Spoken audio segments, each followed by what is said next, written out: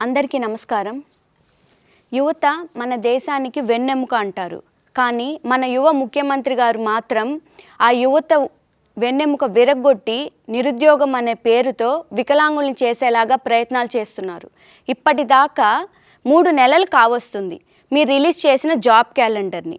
ఏ మాత్రం చర్యలు తీసుకోకుండా 8 మంది యువత ఇప్పటిదాకా చనిపోయారు. ఏమన్నా మీరు వాటి గురించి పట్టించుకున్నారా? కొత్త జాబ్ క్యాలెండర్ని రిలీజ్ చేయమని మన రాష్ట్రంలో ఉన్న యువత అంతా డిమాండ్ చేసినా ఏమాత్రం పట్టించుకోవడం లేదు.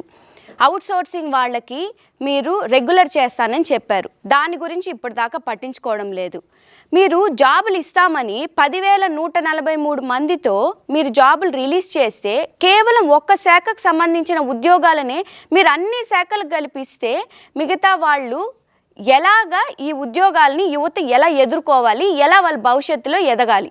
మీరు కొంచెం కూడా పట్టించుకోరా అండి? ఈ యువత ఓట్లతోనే మీరు గెలిచి 151 సీట్లతో మీరు ముఖ్యమంత్రి అయ్యారు. కొంచెమన్నా అది మీకు గుర్తుందా?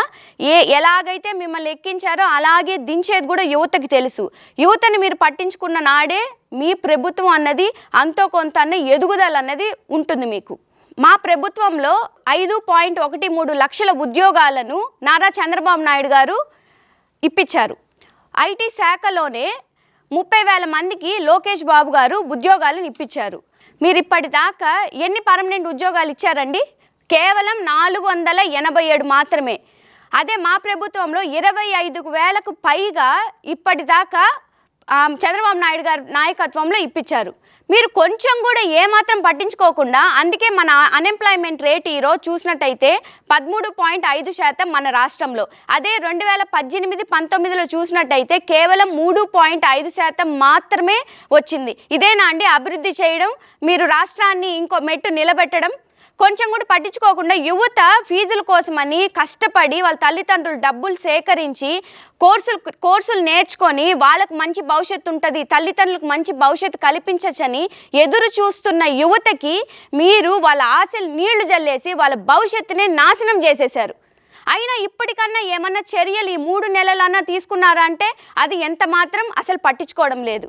అదే చంద్రబాబు గారు చూసినట్టయితే నిరుద్యోగ భృతి పెట్టి యువతకి ఉద్యోగాలు వచ్చేంత వరకు కూడా వాళ్ళని ఆదుకోవాలని నెలకి 2,000 చొప్పున ఇచ్చి వాళ్ళని ముందుకు ప్రోత్సహించారు. యువత అంటే మీరేమనుకుంటున్నారండి? అసలు యువత కాదు, ఏ సెక్టార్ వాళ్ళు కూడా మీరు పట్టించుకోవడమే వదిలేశారు. మీరు ఇప్పుడు చెప్తున్నారే 6 లక్షల చిల్లర మేము ఇప్పుడు దాకా ఉద్యోగాలు ఇచ్చామని. ఏంటండి వాలంటీర్లు ఉద్యోగాలు కాదు, అవి కేవలం సేవలు మాత్రమే వాడుకుంటారని మీరే చెప్తారు, మళ్ళీ ఉద్యోగాలని మీరే అంటారు. అలాగే తీసుకుంటే ఆర్టీసీ వాళ్ళు అది మీరు జస్ట్ మీ దాంట్లో కలుపుకున్నది ప్రభుత్వంలో విలీనం చేసుకుంటే ఉద్యోగాలు ఇచ్చినట్టేనా? ఆల్రెడీ ఉద్యోగాలు చేస్తున్న వాళ్ళని మళ్ళీ ఉద్యోగాలు ఇస్తానని ఇది ఎక్కడండి ఇది చట్టము? మీకు మాత్రమే ప్రత్యేకంగా ఏమన్నా లిఖించబడ్డాయా? మీరు మాత్రం అలా చేసేదానికి యువ బేరీలు పెట్టి మరి ప్రతి యూనివర్సిటీ ప్రతి కాలేజ్కి వెళ్ళి యువతకి మరి ముఖ్యంగా వాళ్ళని రెచ్చగొట్టి ఆశ కలిగించి మీకు ఉద్యోగాలు ఇస్తాను, ఇంటికి ఒక ఉద్యోగం అన్నారు. అసలు ఆ ఊసే లేదు ఇప్పుడు.